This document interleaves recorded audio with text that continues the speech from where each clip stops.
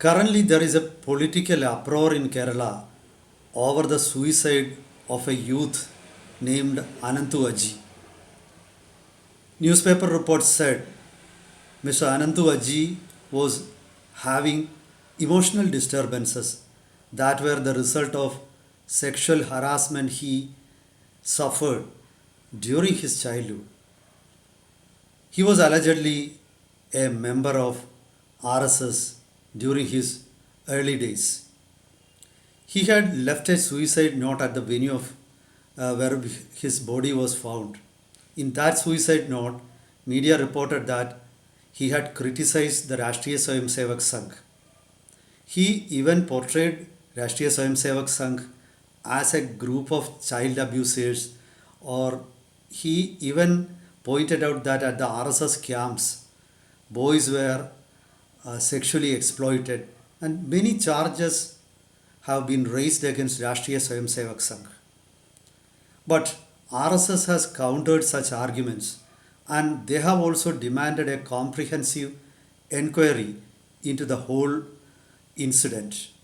Meanwhile, the opposition has not left the opportunity to take up cudgels against RSS, and the Youth Congress has even organized protest marches in New Delhi.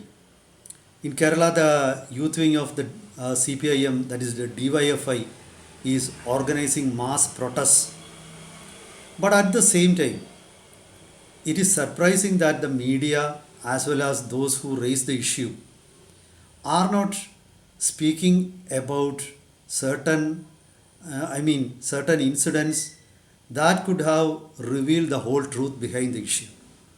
What I really mean is, did the police find who was treating this person? Because in his suicide note, as appeared in newspapers, it is very clearly indicated that he has been taking medicines for obsessive compulsive disorder as well as depression. So those medicines might have been prescribed to him by someone, most probably a psychiatrist. As far as my knowledge, a psychologist doesn't have the right to prescribe medicines. He will conduct counseling sessions, then he will refer the patient to a psychiatrist.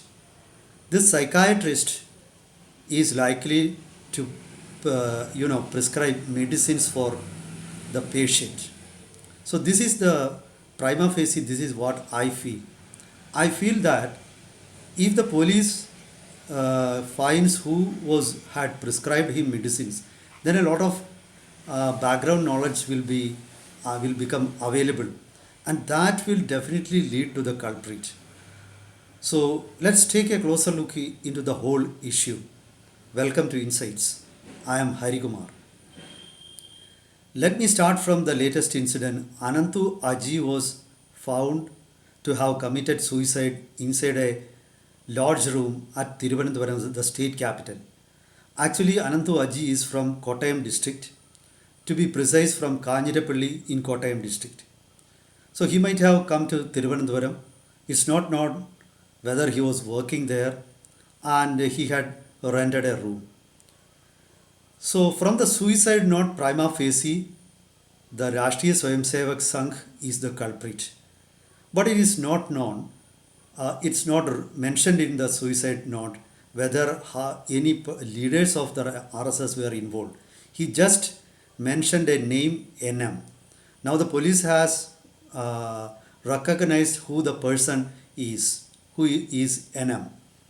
But at the same time, it is not known whether that crime was conducted by NM in his individual capacity, or whether the organization was related to the crime in any way.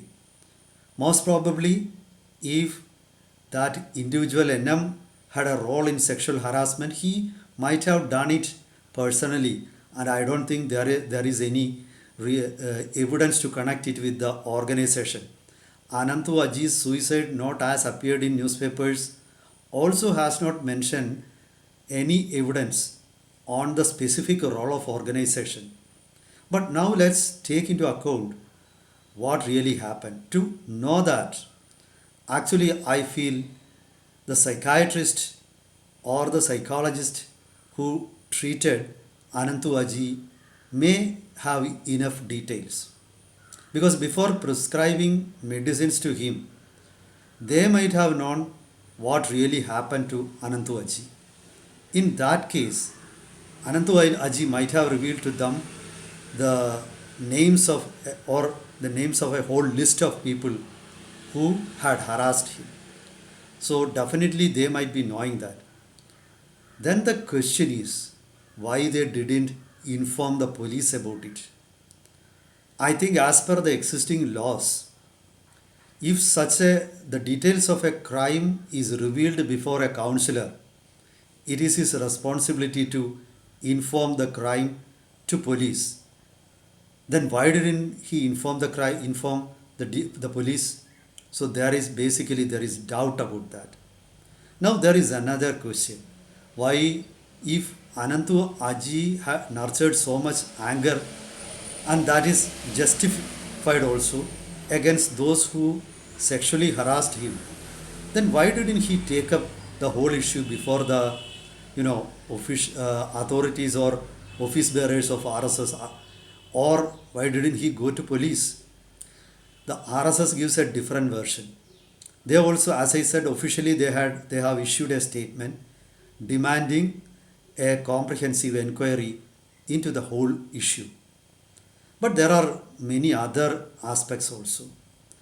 For example, if those RSS people were involved, as I said, then why didn't he take up the issue with other people?